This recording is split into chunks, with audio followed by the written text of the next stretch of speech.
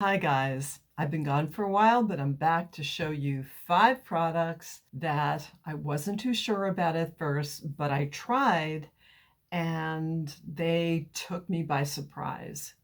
I had seen them on other people's YouTube videos, but I wasn't sure that me with my 66-year-old skin would like them. But I tried them anyway, and if you're curious how they worked out, please keep watching. I had originally seen this concept in a video by Stephanie Marie, and her video is linked below. I'm Cindy. I do videos on makeup, skincare, and curly hair. If you're new to my channel, please consider subscribing and hit that bell to be notified when new videos are posted. Let's get started. The first product is Charlotte Tilbury Hollywood Flawless Eye Filter Luxury Palette in Star Aura. I wanted to try a Charlotte Tilbury eyeshadow quad, but I didn't know which one. So I looked at various YouTubers, and this one kept coming up as the top rated palette. Let me read you a description on their website.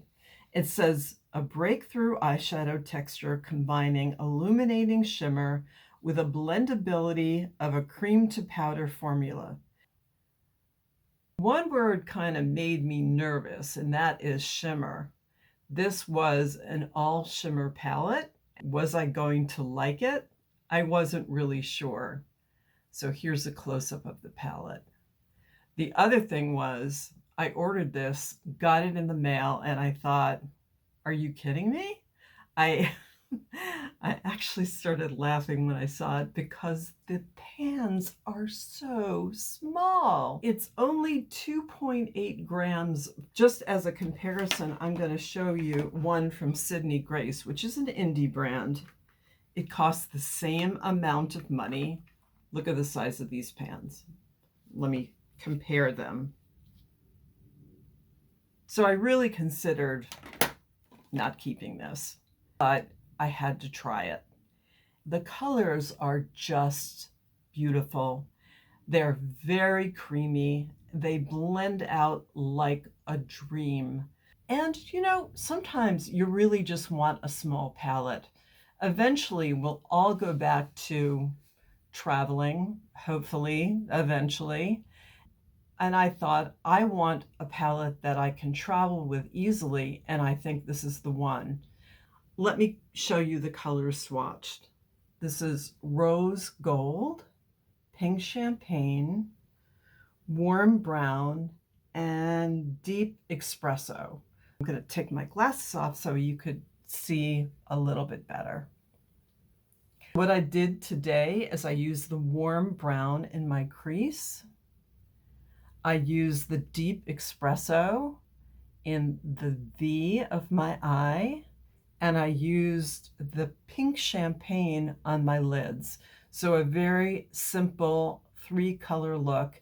And I usually swap that off with the rose gold. I wasn't surprised about the quality of the Charlotte Tilbury palette, but I was surprised that given that they're all shimmer, they come through as more of a satin consistency. I could use this as an everyday palette. And it looks great on my 66-year-old eyes. I'm really happy with it. Another product that surprised me by a brand I had never tried before was the Tower 28 Beach Please Cream and Lip Blush in the color Magic Hour. I had heard a lot of good things about this product and this brand in general, and I thought, all right, let me try it. I am way into cream blushes lately. I think they look really good on mature skin. Once again, I ordered it. It came in the mail, and the minute I saw it, I thought, no, this is not going to work. This color, not right for me. This is just too neutral for me. I really go for more of a pinky shade. Here are 2 blushes that I use often. This is the Patrick Ta Cream and Powder Blush in the color She's So Different, and this is like a mauvey color. And this is the Rare Beauty blush in the color Nearly Rose. Looking at this in comparison, this is a lot more nude. Here are the swatches. This is the Nearly Nude, the Rare Beauty. This is the Patrick Ta, and this is the Tower 28 product in Magic Hour. So I thought, wow, this is not going to work. But I tried it. Anyway, the feel of it was really great. It was not tacky. It had a very creamy consistency. So that was the good thing right away. But the color I was really worried about. But once again, it surprised me. I put it on and the color was so natural. It looked so right on my skin. Just for reference, I'm a light neutral. If your skin is in that range, then I think this color would work really well on you as well. It just is extremely natural looking and made me evaluate what colors I picked for blush. Did I mention that I'm a nutcase for blush? It's probably my favorite makeup product. Well, I like lipstick also, but I really love blush. Now, why was I hesitating about this one? Well, a couple of reasons. First of all, it's the Pat McGrath Skin Fetish Divine Blush. This is my first Pat McGrath product ever because it's an expensive brand, and so I hesitated for that reason. This one had so many 5 stars that I thought I would try it with caution. And the color that I selected was Divine Rose. It's a beautiful mauve pink in a demi matte. In the last year or two, I've gotten away from powder blush and I've used almost exclusively creams because everything I've read and looked at have said that cream blush is much more flattering on older skin. So that's why I wasn't so sure about this. But the fact that it wasn't a flat matte, that it had some sheen to it, I thought was going to be worth a try. It goes on beautifully. It has a very satin-like, but not glittery at all, look to it. This is not the one that I was originally interested. I bought it in Sephora, in the store, and the one I was originally thinking of was Flirtatious. I thought that may be a more subtle shade for me, and when I looked at it, it was very neutral, almost too neutral, I thought, for me. Although, given that I got the Tower 28 Magic Hour, maybe it's not, I don't know. But this one for sure looked right up my alley. Just beautiful. I am wearing it today, and I pick it up very, very often. It is just such a beautiful, natural looking blush. I would definitely recommend it. Now, normally, I don't go in for packaging. It doesn't really impress me. But this packaging is extraordinarily beautiful. First of all, look at the outer packaging. It comes in this beautiful violet embossed case with roses that says Divine Blush. You open it up like an envelope. It has this beautiful rose embossing. That's just really impressive. But again, that's not the main thing. The main thing is how it looks on the face and how does it look on older skin, 66-year-old skin. It looks beautiful, and that's what really surprised me. Switching gears, I want to talk about a lipstick that surprised me. The Charlotte Tilbury Matte Revolution lipstick in the color Wedding Bells. I already knew that I liked the Matte Revolution formula because I have one in the color M.I. Kiss. Actually, this one says Bond Girl because they recently changed the name. I love this lipstick. The Matte Revolution formula is just so terrific. Here's the description of it. It's a matte lipstick that features a long-lasting, buildable, and hydrating formula. And I find that to be absolutely true. I don't go in for very neutral lipsticks because they make me look dead. I was looking for something that would be more neutral. I don't know if you can see that, but it is a little bit lighter. It's a great everyday lipstick that I love to wear during the summer. It would be great during the spring. What's really funny to me is that Charlotte Tilbury recently released this lipstick with a couple of others with a wedding theme. And I can't be any further away from a wedding when I'm about to celebrate my 42nd anniversary. But in terms of an everyday natural look, especially for the summer, you can't beat it. You've got to look at the packaging for this.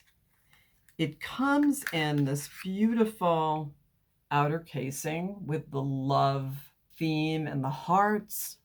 You slide out the lipstick, and then I'll give you a closer look as to the sparkly casing with the C. I say that's a C for Cindy, but maybe not.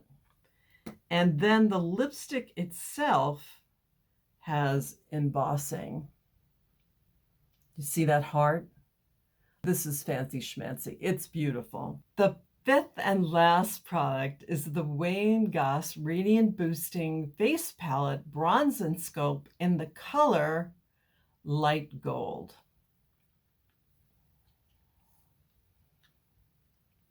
Why was I hesitant about this one?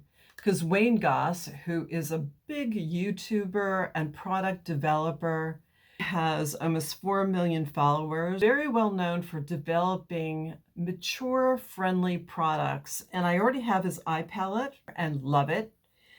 But here's why I was hesitant. I have never, ever used a contour in my life.